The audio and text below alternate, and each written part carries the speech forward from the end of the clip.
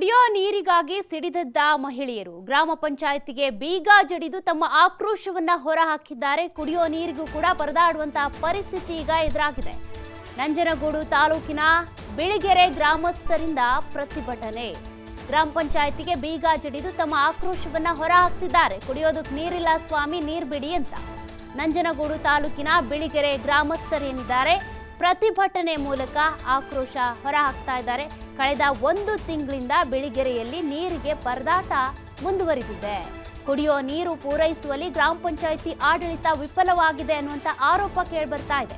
ಗ್ರಾಮ ಪಂಚಾಯಿತಿಗೆ ಬೀಗ ಹಾಕಿ ಆಕ್ರೋಶವನ್ನ ವ್ಯಕ್ತಪಡಿಸುತ್ತಿದ್ದಾರೆ ಮಹಿಳೆಯರು. ಪ್ರತಿಭಟನೆ ಮೂಲಕ ತಮ್ಮ ಆಕ್ರೋಶ ಹೊರಹಾಕ್ತಾ ಇದ್ದಾರೆ. ಗ್ರಾಮ ಪಂಚಾಯಿತಿ ವತಿಯಿಂದ 1 ತಿಂಗಳಿಂದ ಕೂಡ ನೀರು ಬಿಡೋದಕ್ಕೆ ವಿಫಲರಾಗಿದ್ದಾರೆ. ಎಲ್ಲಿ ಹೋಗ್ಬೇಕು ನಾವು ನೀರು ತರೋದಕ್ಕೆ ಅಂತ ತಮ್ಮ ಆಕ್ರೋಶ ಹೊರಹಾಕ್ತಾ ಇದ್ದಾರೆ.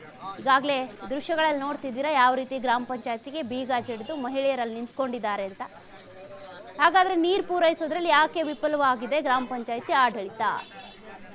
ನೀರು ಪೂರೈಕೆ ಮಾಡೋದಕ್ಕೆ ಆಗ್ತಿಲ್ವಾ ಇವ್ರಿಗೆ? ಸರ್ಕಾರ ಏನು ಮಾಡ್ತಾ ಇದೆ ಹಾಗಾದ್ರೆ? ಕಣ್ಮುಚ್ಚಿ ಕೂತಿದ್ಯಾ?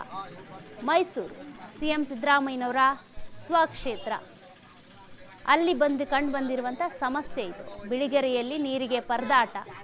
ಬರೀ ನೀರಲ್ಲ, ಕುಡಿಯೋ ನೀರಿಗೆ ಈ ರೀತಿಯ ಹಾಹಾಕಾರ ಆದರೆ ಬೇರೆ ಎಲ್ಲ ಕೆಲಸಗಳಿಗೆ ಹಾಗಾದರೆ ನೀರೆಲ್ಲಿಂದ ಬರುತ್ತೆ?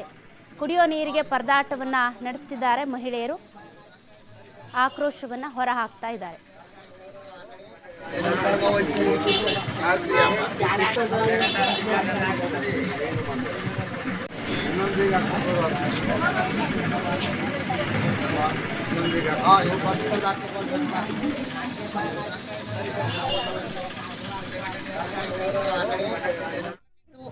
ಐದು ಗಂಟೆಗೆ ನೀರು ಬಿಡ್ತಾರೆ, ನೀರು ಬರದೆ ಒಂದೇ ಒಂಚೆ ನೀರು. ರೋಡ್ ಅರ್ಧಂಬರ್ಧಂ ರೋಡ್ ಮಾಡಿದ್ದಾರೆ.